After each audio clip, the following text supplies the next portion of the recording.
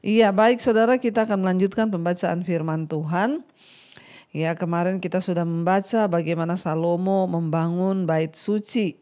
Ya, semuanya diatur dengan begitu luar biasa, dan apa yang Salomo buat ya dengan emas itu tanda bahwa dia itu sangat menghormati Tuhan. Sekarang kita lanjutkan 1 Raja-Raja ya, pasal yang ke-7. Istana Salomo judul perikopnya. Salomo mendirikan istananya sampai 13 tahun lamanya, barulah selesai seluruh istananya itu. 2, ia mendirikan gedung hutan Libanon. Wow, ia mendirikan gedung hutan Libanon. 100 hasta panjangnya dan 50 hasta lebarnya dan 30 hasta tingginya, disangga oleh 3 jajar tiang kayu aras dengan ganja kayu aras di atas tiang itu. Gedung itu ditutupi dari atas ya dengan langit-langit kayu aras. Di atas balok-balok melintang yang disangga oleh tiang-tiang itu 45 jumlahnya, yakni 15 sejajar. Kita lihat di sini ya, Bapak Ibu, dikatakan di sana ya bahwa Salomo membangun istananya 13 tahun baru selesai istananya ya. Dan memang Salomo membutuhkan waktu lebih lama untuk membangun istananya daripada membangun bait Allah, karena bait Allah dibangun hanya 7 tahun. Ya, tetapi Salomo membangun istananya itu 13 tahun. Dan ini bukan berkaitan dengan prioritas-prioritasnya, tentunya bukan karena ya dia harus membangun rumah yang lebih mewah dari bait Allah, tapi memang karena fungsinya. Ya, proyek pembangunan istananya itu memakan waktu lebih lama karena itu merupakan bagian dari proyek pembangunan gedung dan pusat pemerintahan bagi Salomo itu untuk banyak orang. Ya, dan itu sangat besar, termasuk barak-barak dan juga perumahan untuk ya istri dan haremnya ya. Dan dikatakan di sana jadi 13 tahun dia menghabiskan waktu untuk membangunnya. Dikatakan ada pula 3 jajar jendela berbidai, jendela berhadapan dengan jendela 3 kali, dan semua pintu dan jendela segi 4 bangunannya jendela berhadapan dengan jendela 3 kali. Ia membuat juga balai saka 50 hasta panjangnya dan 30 hasta lebarnya, dengan di sebelah depannya sebuah balai lagi yang bertiang dan bertangga di sebelah depannya. Dibuatnya juga balai singgasana tempat ia memutuskan hukum, balai pengadilan yang ditutupi dengan kayu aras dari lantai sampai ke balok langit-langit. Dan gedung kediamannya sendiri di pelataran yang lain, lebih ke sebelah dalam lagi dari balai itu adalah sama buatannya. Dan bagi anak Fir'aun yang diambil Salomo menjadi istrinya, dibuatnya juga sebuah gedung sama dengan balai itu.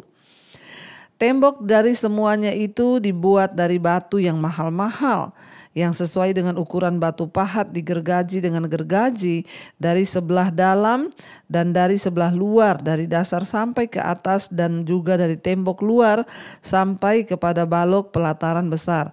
Jadi memang saudara, zaman dulu itu kan belum ada semen ya, belum ada bata. Jadi mereka itu membangun tembok itu dari batu yang diukir.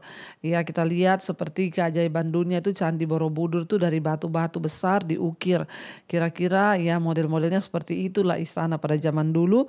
Dicari batu yang besar, dipotong lalu mereka ukir menjadi tembok ya, dan kita bisa membayangkan. Dikatakan di sana bahkan dasar gedung-gedung itu dari batu yang mahal-mahal, batu yang besar-besar, batu yang 10 hasta dan batu yang 8 hasta. Di bagian atas ada batu yang mahal-mahal berukuran batu pahat dan kayu aras juga.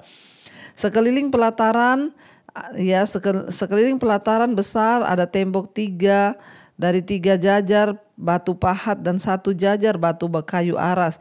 Demikian juga sekeliling pelataran dalam rumah Tuhan dan balainya. Ya, jadi kita lihat itu adalah istana Salomo yang dibangun ya, dan semuanya juga mewah ya, karena Salomo itu raja terkaya saudara. Kita lanjut sekarang benda-benda logam bait suci ayat 13. Kemudian Raja Salomo menyuruh orang menjemput Hiram dari Tirus. Dia adalah anak seorang janda dari suku Naftali. Sedang ayahnya orang Tirus, tukang tembaga. Ia penuh dengan keahlian, pengertian dan pengetahuan untuk melakukan segala pekerjaan tembaga. Ia datang kepada Raja Salomo lalu melakukan segala pekerjaan itu bagi raja. 15. Ia membentuk 2 tiang tembaga, tiang tinggi tiang yang satu 18 hasta dan yang dapat dililit oleh tali yang 12 hasta panjangnya. Tiang yang kedua demikian juga, dibuatnya juga 2 ganja untuk ditaruh di kepala tiang-tiang itu dari tembaga tuangan. Tinggi ganja yang satu 5 hasta dan tinggi ganja yang kedua 5 hasta. Dibuatnya lah pula 2 jala-jala untuk ganja yang ada di kepala tiang itu. Jala-jala itu semacam kawat berpilin, semacam untayan rantai. 1 jala-jala untuk ganja yang satu dan 1 jala-jala untuk ganja yang kedua. Saudara, ya, kita lihat di sini Salomo memanggil Hiram. Hiram itu adalah seorang tukang yang sangat ahli. Ya, dan Salomo memang memilih tukang yang terbaik yang ada pada zaman itu. Dikatakan ya, Hiram itu dia berasal dari Tirus, ya, seorang pengrajin. Dia seorang yang penuh dengan keahlian untuk melakukan segala pekerjaan tembaga. Ya, dan dia dijemput dan dia mengerjakan semua pekerjaan yang diminta oleh raja. Ya, dan akhirnya kita lihat di sini ya, Salomo membangun istana dan juga bait Allah itu dengan luar biasa. Ayat yang ke-18, kemudian dibuatnya juga buah-buah delima,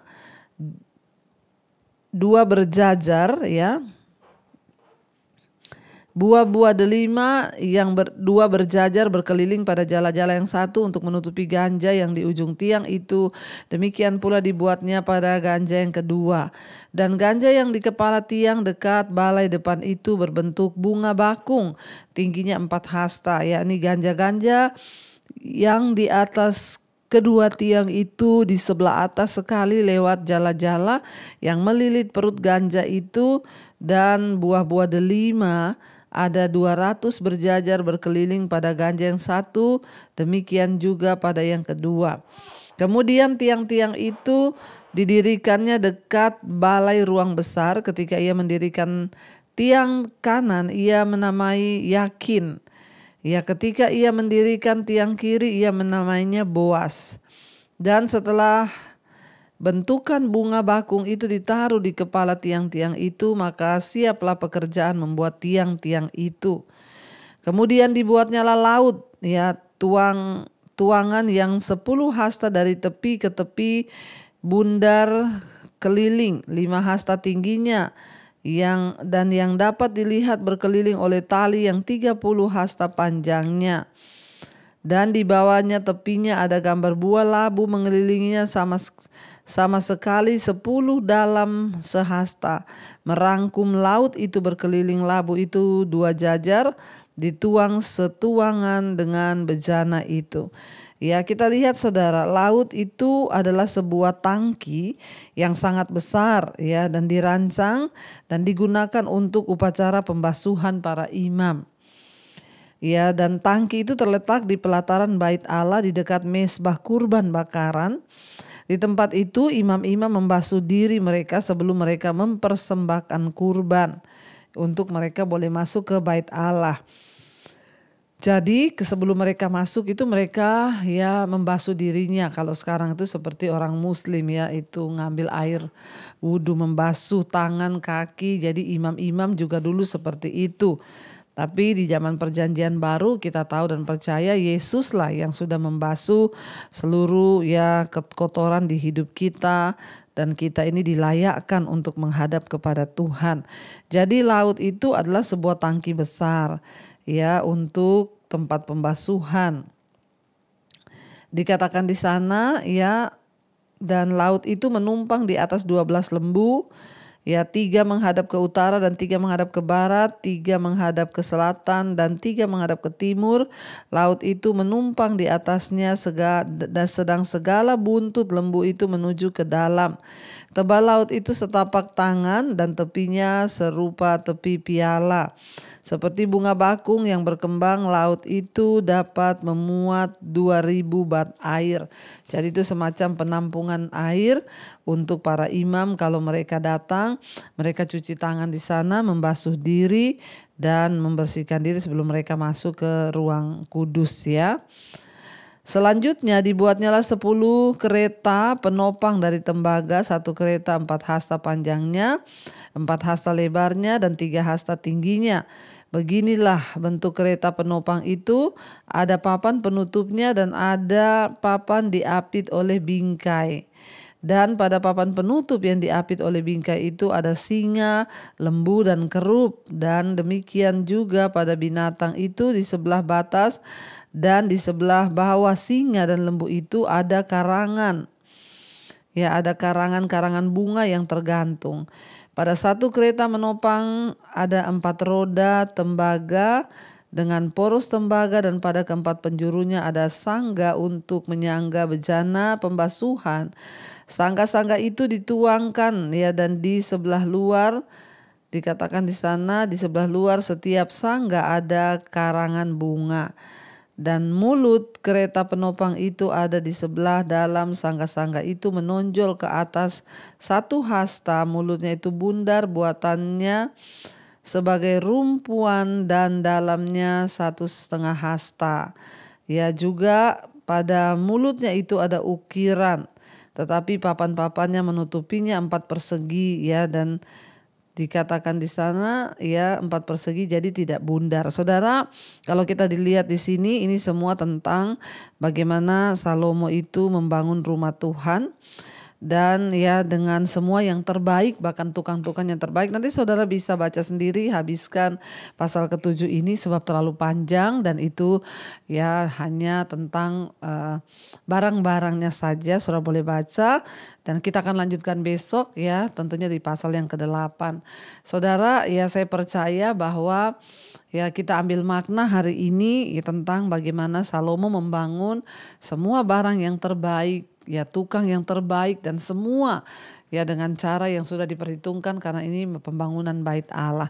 Karena itu ya kita belajar bahwa memberi bagi Tuhan itu harus yang terbaik, waktu, tenaga, bahkan apapun yang kita beri, sebab Tuhan juga akan balaskan yang terbaik bagi setiap kita yang sungguh-sungguh mencari Dia. Dan sekarang kita langsung melihat 1 Raja-Raja pasal yang ke-8, pentahbisan bait suci di sana. Tabut perjanjian dipindahkan dan kemuliaan Tuhan memenuhi bait suci. Ayat yang pertama, 1 Raja-Raja pasal 8. Pada waktu itu Raja Salomo menyuruh para tua-tua Israel dan kepala suku, yakni para pemimpin puak orang Israel, berkumpul di hadapan di Yerusalem untuk mengangkut tabut perjanjian Tuhan dari kota Daud, yaitu Sion. Maka pada hari raya di bulan Etanim ya, pada hari raya di bulan Etanim, yakni bulan ke-7, berkumpullah di hadapan Raja Salomo semua orang Israel. Setelah semua tua-tua Israel itu datang, maka imam-imam mengangkat tabut itu. Mereka mengangkut tabut Tuhan dan mereka mengangkut tabut Tuhan dan kemah pertemuan. Dan segala barang yang kudus yang ada di dalam kemah itu semuanya diangkut oleh imam-imam dan orang Lewi. Tetapi Raja Salomo dan segenap umat Israel yang sudah berkumpul di hadapannya berdiri bersama-sama ya di hadapannya, ya berdiri bersama-sama dengan dia di depan tabut itu, dan mempersembahkan kambing domba dan lembu sapi yang tidak terhitung dan tidak terbilang banyaknya. Ya, saudara, kita melihat di sini ya ketika bait suci telah selesai dibangun, Salomo mengumpulkan bangsa Israel. Ya, dan bukan hanya untuk mentahbiskan bait Allah, melainkan untuk mendedikasikan ya bagaimana perjanjian mereka di hadapan Tuhan untuk setia melayani Tuhan. Dan Salomo tentu juga mengucapkan kata-kata ya kepada Tuhan yang merupakan satu pembaruan janji antara bangsa Israel dengan Tuhan. Ya, Salomo membawa seluruh perlengkapan di bait Allah itu dibawa ke bait Allah yang sudah jadi dari kemah pertemuan. Tabut Allah dipindahkan, saudara. Dikatakan di sana Raja Salomo dan segenap umat berdiri, tetapi tabut itu diangkat oleh para imam dan orang Lewi. Ya, dan dikatakan di sana kemudian imam-imam membawa tabut perjanjian Tuhan ke tempatnya di ruang belakang rumah itu di tempat Maha Kudus. Ya, tepat di bawah sayap kerup-kerup, sebab kerup-kerup itu menggembangkan kedua sayap di atas tempat tabut itu, sehingga kerup-kerup itu menudungi tabut serta kayu-kayu pengusungnya dari atas. Jadi ini, saudara, kedua kerup itu dengan sayapnya begini dan tabutnya itu di bawah diletakkan di ruang Maha Kudus. Kayu-kayu pengusung itu demikian panjangnya sehingga ujungnya kelihatan dari tempat kudus yang di depan ruang belakang itu, tetapi tidak kelihatan dari luar, dan disitulah tempat sempatnya sampai hari ini. Ayat 9, dalam tabut itu tidak ada apa-apa selain dari kedua loh batu yang diletakkan Musa ke dalamnya di gunung Horeb, yakni loh batu bertuliskan perjanjian yang diadakan Tuhan dengan orang Israel pada waktu perjalanan mereka keluar dari tanah Mesir. Ya, dan kita lihat di sini, saudara, apakah perbedaan antara kemah suci dengan bait Allah? Ya, dan mengapa orang Israel beralih dari kemah suci ke bait Allah? Sebagai kemah, maka kemah suci itu adalah tempat ibadah sementara yang bisa dipindah-pindahkan. Dulu bangsa Israel itu mereka berjalan pada waktu itu keluar dari Mesir, mereka berpindah sehingga Musa membuat tabut Allah itu kemah di sana dikatakan bukan bait Allah tetapi kemah suci. Dan kemah itu bisa dipindah-pindahkan. Dan di situ tapi ada tabut Allah dan kemah itu dibawa kemana-mana ketika mereka berpindah, mereka beribadah di sana. Dikatakan di sana itulah perbedaan antara kemah suci dan bait Allah. Sementara bait Allah, bait suci itu dibangun, saudara, merupakan satu bangunan permanen. Sementara kemah suci itu berpindah-pindah pada waktu mereka berjalan menuju tanah perjanjian. Bait Allah adalah tempat permanen untuk beribadah kepada Tuhan setelah bangsa Israel tinggal dengan tenang menetap di negeri di tanah perjanjian yang sudah Tuhan janjikan kepada mereka. Jadi selama perjalanan mereka itu mereka tidak membawa bait Allah tapi kemah suci. Di dalam kemah suci itu ada tabut perjanjian. Setelah mereka berdiam di sana akhirnya dibangunlah bait suci, bait Allah, dan kemah dan tabut Allah itu dipindah ke bait suci Tuhan itu. Dan mereka sudah menetap itu menandakan bahwa bait Allah itu ada tabut Allah, menandakan itu kehadiran Tuhan. Lalu di sana dikatakan ada kerup-kerup, itu adalah malaikat-malaikat yang malaikat-malaikat itu kerup-kerup. Ini juga tabut Allah ini di atasnya itu ada kerup yang bersayap. Itu adalah malaikat, kerup itu malaikat. Dan dikatakan di sana, saudara, ketika imam-imam keluar ketika imam-imam keluar dari tempat kudus, datanglah awan memenuhi rumah itu. Kita lihat di sini, wow, saudara, betapa takjub, betapa luar biasa ketika mereka membawa tabut Allah itu, maka ada kehadiran Tuhan di sana.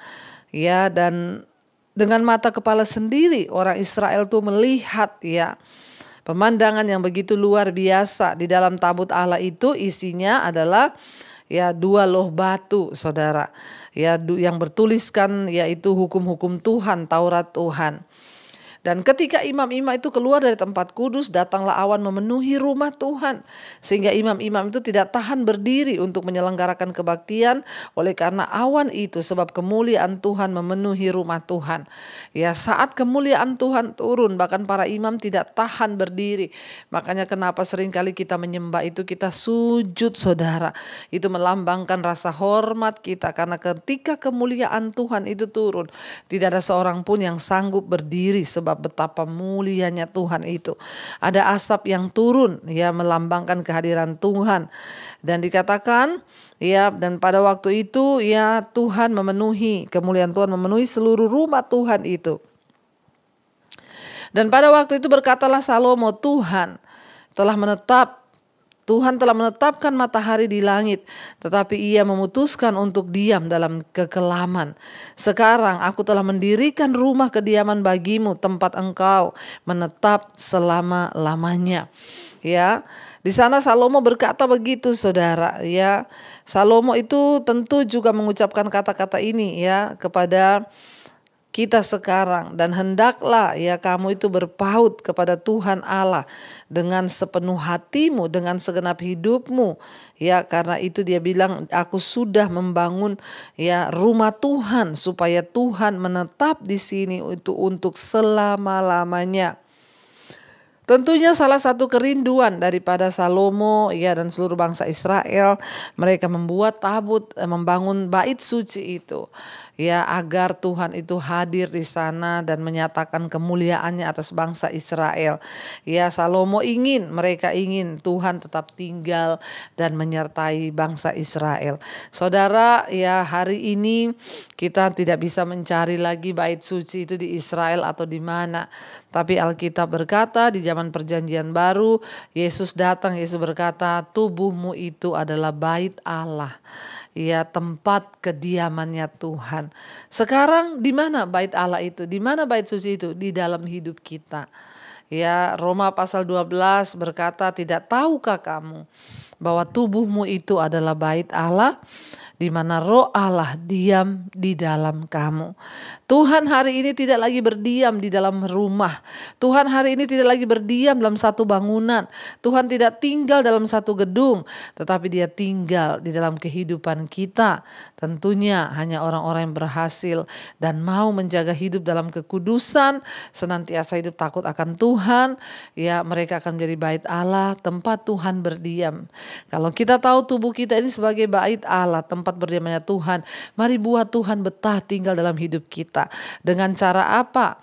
Ya, Tuhan bilang, kalau engkau setia berpegang pada firman-Ku, hidup dalam kekudusan dan sungguh-sungguh mencari Aku, maka Aku akan tetap tinggal dan Aku akan menetap di dalam rumah itu. Dan ketika hidup kita ini dalam kekudusan, kita menjadi pelaku firman, tunduk kepada Tuhan, maka saat itulah Tuhan juga tinggal dan berdiam di dalam hidup kita. Mari kita mau tundukkan kepala, saudara, kita mau satukan hati, kita mau renungkan firman ini dan kita mau berdoa. Terima kasih Bapa, kami bersyukur Tuhan, Kau mengajarkan kepada kami bagaimana bait Allah itu dibangun oleh Salomo agar Tuhan berdiam. Kami tahu di zaman perjanjian baru, tubuh kami ini adalah bait Allah, bait Roh Kudus yang diam di dalam kami. Engkau tidak lagi mencari gedung tempat tinggal, Engkau tidak lagi mencari ya bangunan Tuhan, tapi Engkau mau tinggal dalam kehidupan kami orang percaya. Karena itu kami mau jaga hidup kami sebagai tempat kediaman Tuhan, sebagai bait kudusnya Tuhan, agar Engkau berdiam dalam hidup kami, Engkau tinggal dalam hidup kami. Itulah yang kami rindukan Tuhan, penyertaan Tuhan, Engkau tinggal dalam hidup kami. Terima kasih Bapa, berkati seluruh anak-anak-Mu yang terus setia mencari wajah-Mu Tuhan. Bawa kami di dalam takut akan Tuhan, bawa kami dalam perkenanan Tuhan, agar hidup kami boleh terus menyenangkan hati Tuhan. Mari buka hati dan tangan kita, saudara, karena itu terimalah kiranya berkat, rahmat, anugerah dari Allah Bapa, cinta kasih Tuhan Yesus Kristus, penyertaan Allah Roh Kudus turun atas hidup kita mulai hari ini bahkan sampai kali yang kedua. Tuhan Yesus datang menjemput kita, nama kita tercatat di dalam kitab kehidupan. Dalam nama Tuhan Yesus yang percaya diberkati Tuhan, katakan bersama, amin, amin, amin. Tuhan Yesus memberkati saudara, shalom dan Immanuel.